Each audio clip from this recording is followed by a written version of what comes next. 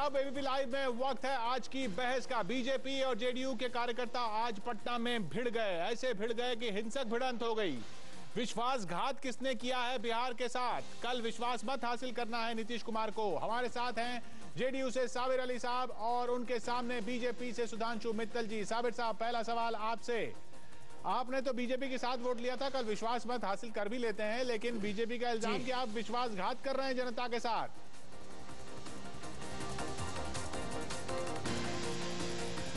बिल्कुल नहीं, मैं दो बात कहूं और बहुत लंबा प्रवचन नहीं दूंगा, क्योंकि दूसरे लोगों को बहुत आदत है लंबा प्रवचन देने की। मैं नहीं दूंगा, मैं सिर्फ टू द पॉइंट बोलूंगा कि 1.5 साल पहले बीजेपी के राष्ट्रीय अध्यक्ष जी उन्होंने आश्वासन ऐसा दिया, क्योंकि हम ये लोग 2005 से अपनी बात को कह रहे थे कि आने वाला लड़ाई कैसे इंसान के बागडोर में हाथ में जाना चाहिए, बागडोर लड़ाई लड़ने की।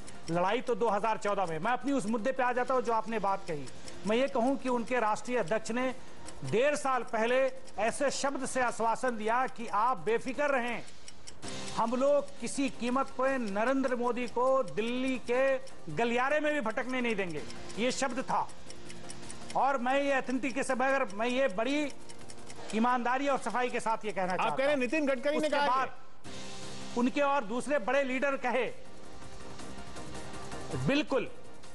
और दूसरी बात आई है, जब राजनाथ सिंह जी अध्यक्ष बन गए उसके बाद आज से 1.5 महीना पहले उनसे मिले आदरणीय नीतीश कुमार जी, फिर अरुण जेटली जी से मिलने गए।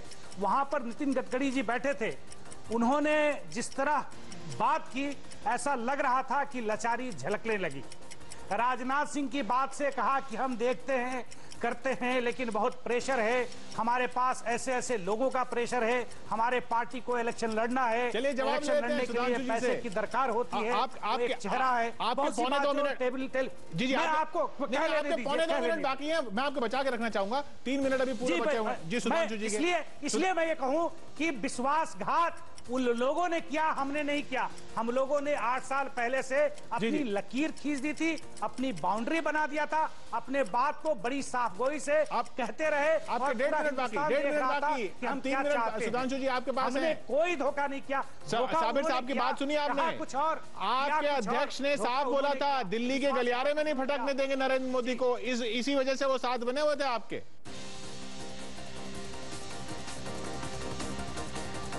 हमको उनसे वफा की है उम्मीद जो नहीं जानते वफा क्या है। 13 दिसंबर 2003 को जब नरेंद्र मोदी की तारीफ में नीतीश कुमार कसीदे पढ़ रहे थे रेलवे मंत्री की तरह और कह रहे थे नरेंद्र भाई बिहार से निकलिए, देश आपका इंतजार कर रहा है, तब वो धर्मनिरपेक्ष थे, तब वो सांप्रदायिक नहीं थे और आज वो सांप्रदायिक हो गए। आज तक का जो इनका चरित्र रहा है वो धर्मनिरपेक्षता को और सांप्रदायिकता को अपनी कन्वीनियंस के हिसाब से इन्होंने यूज अब्यूज मिसयूज करा है। असली कारण कुछ देखिए, अगर ये कहते कि न तुम बेवफा हो न हम बेवफा हैं, मगर क्या करें अपनी राहें जुदा हैं, मुझे कोई दिक्कत नहीं होती। कोई बात नहीं, आपकी राजनीति अलग है, हमारी राजनीति अलग है, लेकिन आज आप हमें बेवफा करें। अरे हम बावफा हैं, तुम बेवफा हो। क्यों? आपका सारा कथन जो है झूठा है।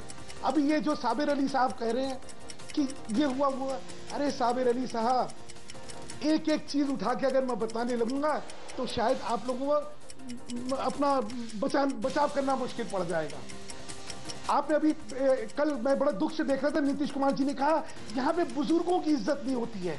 अरे इनके बुजुर्ग तो थे जॉर्ज फर्नांडिस साहब। मैंने मेंटल के हाथ पकड़ के इनको चलाया था। कल इनसे कहा, क्या करा, आज भी इन्होंने क्या कहा, इन्होंने उनसे कहा, सुधांशु जी आप 4 घंटे का समय लीजिए और जिस टेलीविजन पे आप बात कर लीजिए, चूंकि आपके पास हर चीज का इतना है कि आप हर चीज अरेंज कर सकते हैं, मैं जानता हूं। 4 घंटा और आप कहिए कि उस देश को पूरा लोग देखे। आपके पास जितने तथ्य हैं आप लेके आइए, मैं आपके साथ बैठ के बात करने के लिए तैयार हूं, देश की जनता के सामने तैयार हूं।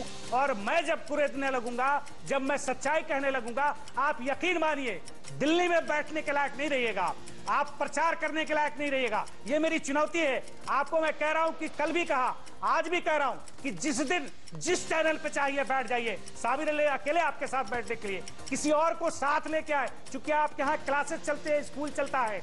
एक शख्स जो आपको महिमा मंडित करते हैं वो कह रहा है जब उनको बनाया गया अध्यक्ष कि आडवाणी जी के आशीर्वाद मिलके मैं कृतज्ञ हो गया, सुबह से चलने लगा, और दोपहर में आडवाणी जी के चिट्ठी आती है सब अखबारों के चैनलों पे। क्या देखता है, क्या लिखा हुआ है कि अब नहीं चल सकता, डिक्टेटरशिप नहीं चल सकती। 20 सेकंड बाकी हैं आपके, 20 सेकंड बाकी हैं। साबिर साहब रोकना चाहूंगा आपके 20 सेकंड, जवाब दीजिए। सुधांशु जी के घर के सामने प्रदर्शन आपने करवाया, ये मैंने नहीं करवाया। इसलिए जब परिपक्ष, जब ये बात खुलेगी, साबिर साहब आपके 20 सेकंड बचाना चाह रहा हूं मैं जी। सुधांशु जी जवाब दीजिए। वो सामने दिखाई देने लगे। साबिर अली साहब नए नए जनता दल यू में आए हैं। 2011 तक तो ये क्या कहते हैं रामविलास पासवान जी के साथ। आपको नहीं पता है, यही बात है, नहीं पता आपको।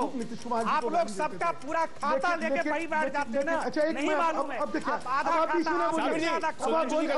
जवाब ले लेते हैं। 1996 से आपको नहीं पता। फिर एक मिनट सुधांशु जी, जी जी आपका जवाब। आधा बात आप साबिर साहब एक मिनट, साबिर साहब अफसोस इश्यूज पर देखिए, घड़ी हमने दोनों की रोक दी है।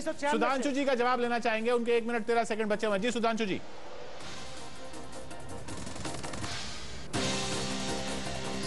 ये जो समाजवादी हैं इनका क्या था, इनके यहाँ एक कहावत चलती थी, सुधरो या टूटो।